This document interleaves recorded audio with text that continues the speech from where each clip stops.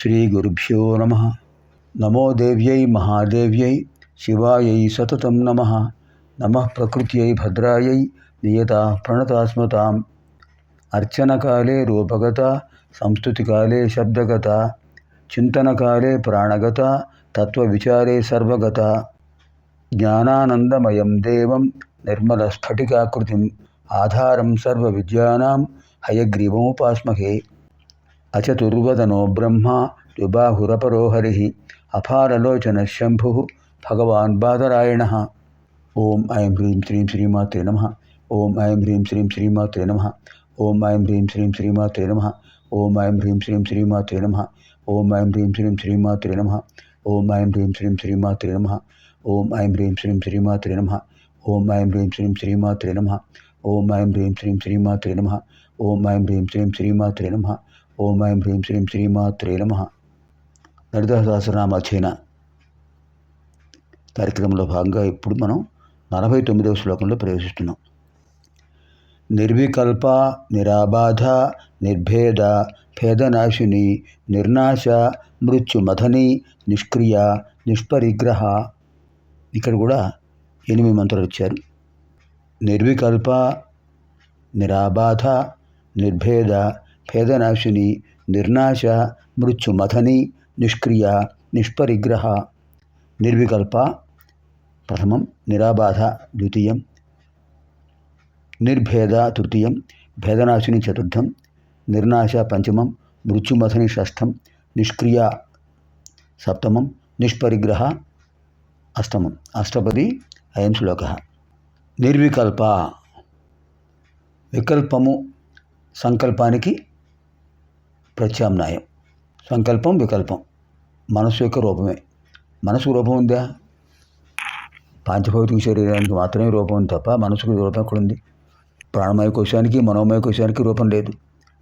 విజ్ఞానమయ కోశం ఆనందమయ కోశం రెండింటికి రూపం లేదు. ఒక్క పాంచభౌతిక అన్నమయ శరీరానికి అన్నమయ కోశానికి రూపం ఉంది. మనసుకు మరి లక్షణం ఏంటి? సంకల్ప వికల్పకాత్మకం మనః. సంకల్ప వికల్పకాత్మకం మనః అన్నారు. సంకల్పాలు వికల్పాలు అదే మనస్సు. మనసు యొక్క రూపమే అది. సంకల్పం ఇవాళ మనం లలితా సహస్రనామాలు అధ్యయనం చేస్తున్నాం. ఈ సంకల్పం లేదు, అమ్మవారి నామాలు తర్వాత చూద్దాం. ఇది వికల్పం.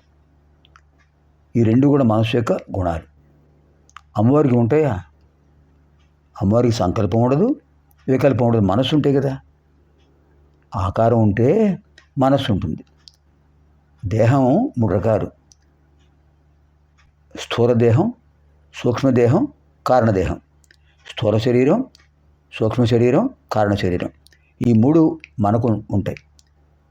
అమ్మవారికి లేవు, దేవతలకు ఉండవు. దేవతలు తేజోరూపుడు. అంటే నిర్వికల్ప.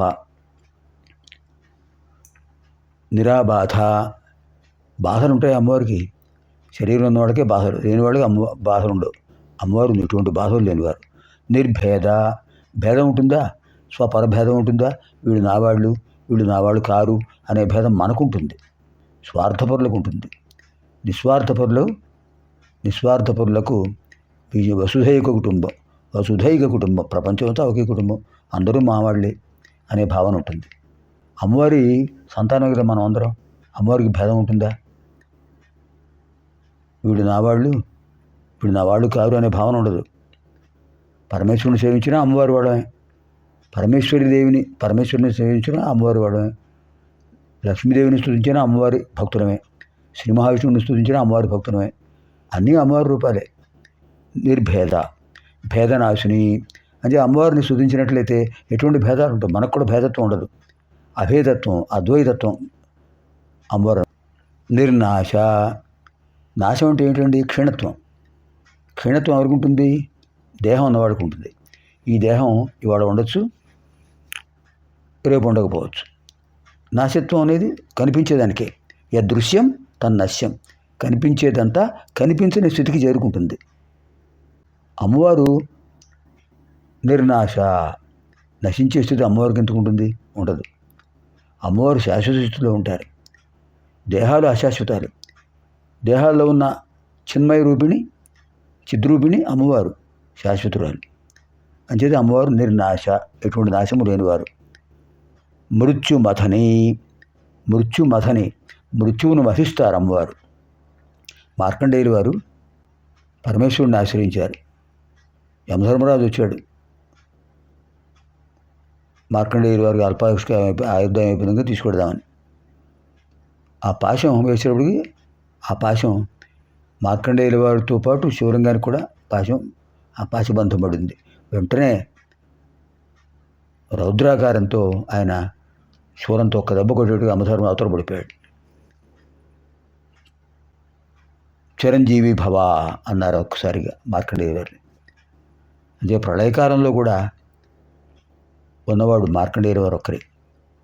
ప్రళయకారంలో వటభద్రశాయిని చూసినవాడు ఆయనే, ఇంకెవరు లేరు.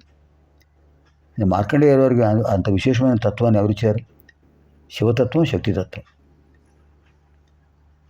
అంతేతన అమ్మవారు ఏం చెప్పారు? మృత్యువును మధింపజేస్తారు. మృత్యువును దగ్గరికి రానివారు అంతే. అపమృత్యు దోషాలను పొగొడతారు, అకాల మృత్యు దోషాలను పలికిస్తారు, సహజమైన మృత్యు ప్రసాదిస్తారు. మళ్ళీ జనమరణాలు ఉండవు. నిష్క్రియత్వం ఎవరికి ఉంటుందండి? అమ్మవారికే. రూపం ఉంటేనే క్రియ ఉంటుంది. భావన, భాషణ, ఆచరణ, ఈ మూడు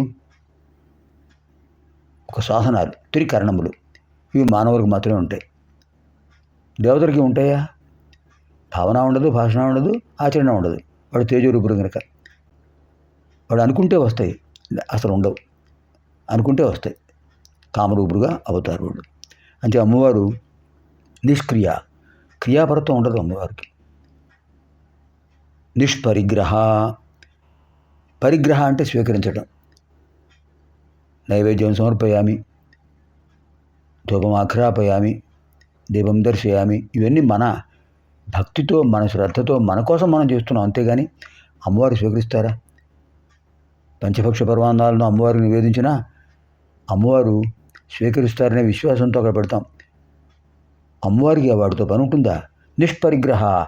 ఎటువంటి పరిగ్రహం ఉండదు. అమ్మవారికి ఇవ్వడమే తప్ప పుచ్చుకోవడం అమ్మవారికి ఎందుకు ఉంటుంది? అలాంటి అమ్మవారు నిష్పరిగ్రహ. ఓం ఐం హ్రీం శ్రీం నిర్వికల్పాయై నమో నమః. ఓం ఐం హ్రీం శ్రీం నిరాబాధాయై నమో నమః. ఓం ఐం హ్రీం శ్రీం నిర్భేదాయై నమో నమః. ఓం ఐం హ్రీం శ్రీం భేదనాశిన్యై నమో నమః. ఓం ఐం హ్రీం శ్రీం నిర్నాశాయై నమో నమః. ఓం ఐం హ్రీం శ్రీం మృత్యుమథన్యై నమో నమః. ఓం ఐం హ్రీం శ్రీం నిష్క్రియాయై నమో నమః. ఓం ఐం హ్రీం శ్రీం నిష్పరిగ్రహాయై నమో నమః. అద్భుతమైన శ్లోకం. నిర్వికల్ప, నిరాబాధ, నిర్భేద, భేదనాశిని, నిర్నాశ, మృత్యుమథని, నిష్క్రియ, నిష్పరిగ్రహ. శుభం భవతు.